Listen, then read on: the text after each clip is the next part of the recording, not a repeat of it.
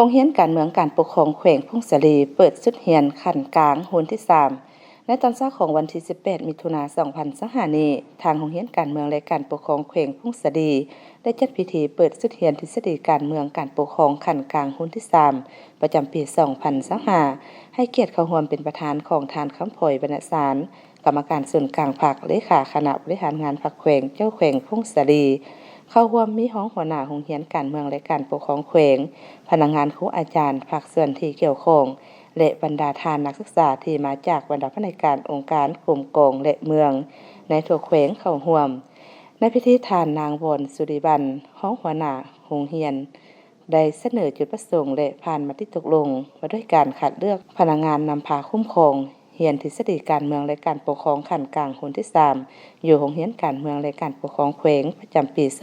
2025ผ่านข้อตกลงของหัวหน้าสถาบันการเมืองและการปกครองแห่งชาติมาด้วยการอนุมัติเปิดสุดเรียนขั้นกลางคนที่3ประจำปี2025จากนั้นท่านสมจินไสยจิตห้องหัวหน้าโรงเรียนการเมืองและการปกครองแขวงได้มีคำเห็นได้กล่าวเปิดพิธีอย่างเป็นทางการโอกาสนี้ยังได้รับฟังการผ่านแผนดำเนินงานการเรียนการสอนทฤษฎีขั้นกลางโหนที่3ของแขวงพงศรีศกเรียน2025-2026ซึ่งให้รู้ว่าสุดเรียนทฤษฎีการเมืองขั้นกลางมีวิชาเรียนทั้งหมด14วิชาในนี้ได้แบ่งออกเป็น7กลุ่มวิชาเรียนและเขียนบทจบสั้นรวมทั้งหมดแม่น720ชั่วโมงและ45หน่วยกิจละเอียดมีคือบรรยาย370ชั่วโมงค้นคว้าและเกี่ยมสัมมนา45ชั่วโมงสัมมนา91ชั่วโมงแก้ไขข้อข้องใจ39ชั่วโมงทวนสอบเสียง10ชั่วโมงเขียนบทรายงานและบทเก็บเกี่ยว56ชั่วโมงทัศนศึกษา4ชั่วโมงแนะนำเขียนบทป้องกัน4ชั่วโมงป้องกันบท7ชั่วโมงลงเก็บกรรมข้อมูลและเขียนบท46ชั่วโมงแนะนำเขียนบทป้องกัน4ชั่วโมงป้องกันบท7ชั่วโมงลงเก็บกรรมข้อมูลและเขียนบท46ชั่วโมงและนี่แยกออกเป็น7กลุ่มวิชาเรียนจุดประสงค์เพื่อบำรุงทฤษฎีการเมืองให้พนักงานนำพาคุ้มครองและหุ้นสืบทอดอยู่บรรดาเมืองและหุ้นสืบทอดอยู่บรรดาเมืองและพนักงานองค์การกรมกองในทั่วแขวงร่วมดำรงตำแหน่งอยู่ในองค์การจัดตั้งภาครัฐและองค์การจัดตั้งมหาชนเพื่อยกระดับความรู้ความสามารถในด้านพื้นฐานทฤษฎีการเมืองแนวคิดของประธานไกรสอนพรหมพิหารแนวทางแผนนโยบายของพรรคระเบียบกฎหมายของรัฐเพื่อเฮ็ดให้พนักงานทุกชั้นมีแนวคิดทัศนะรักมั่นสนชั้นกรรมกรมีแนวคิดเชื่อมั่นต่อการนำพาของพรรคมีความเป็นเอกภาพและเชื่อมั่นต่อแนวทางเปลี่ยนแปลงใหม่ของพรรคยึดมั่นต่อจุดหมายก้าวขึ้นสังคมนิยมของประเทศเฮามีความจงรักภักดีต่อประเทศชาติมีความห้าวหันเป็นแบบอย่างในทุกเวียกงานเฮ็ดให้การปฏิบัติหน้าที่การเมืองของแต่ละภาคส่วนนับมื้อนับมีคุณภาพยิ่งขึ้น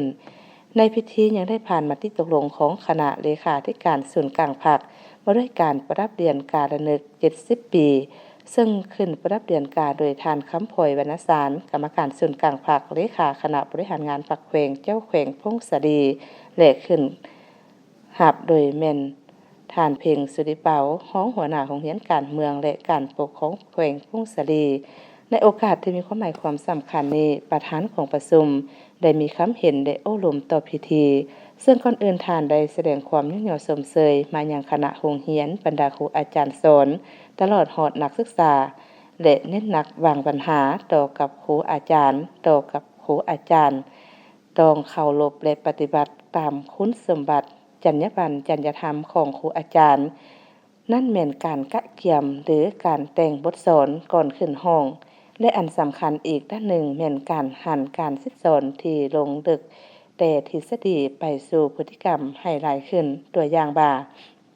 การเป็นพนักงานนำพาคุ้มครองมีหน้าที่หยังแดเฮ็ดแนวใดและการดำรงตำแหน่งเป็นเลขาหน่วยพรรคห้องเลขาหน่วยพรรคคณะหน่วยพรรคมีหน้าที่แนวใดและอื่นๆต่อกับพนักงานนำพาคุ้มครองก็คือนักศึกษาที่มาเรียนในสุดเรียนสุดหุ่นที่3นี้ก็ให้ปฏิบัติภาระบทบาทสิทธิและหน้าที่เขียของนักเรียนนักศึกษาให้ถูกต้อง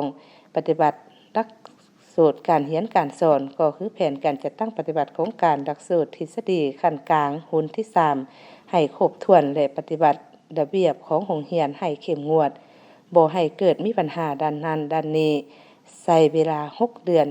ที่มาศึกษาเรียนอยู่โรงเรียนแห่งนี้ให้เป็นประโยชน์สูงสุดและเมื่อเรียนจบแล้วก็ให้มีความสามารถเป็นพนักงานนำพาคุ้มครองอย่างแท้จริงและเป็นผู้สืบทอดที่ดี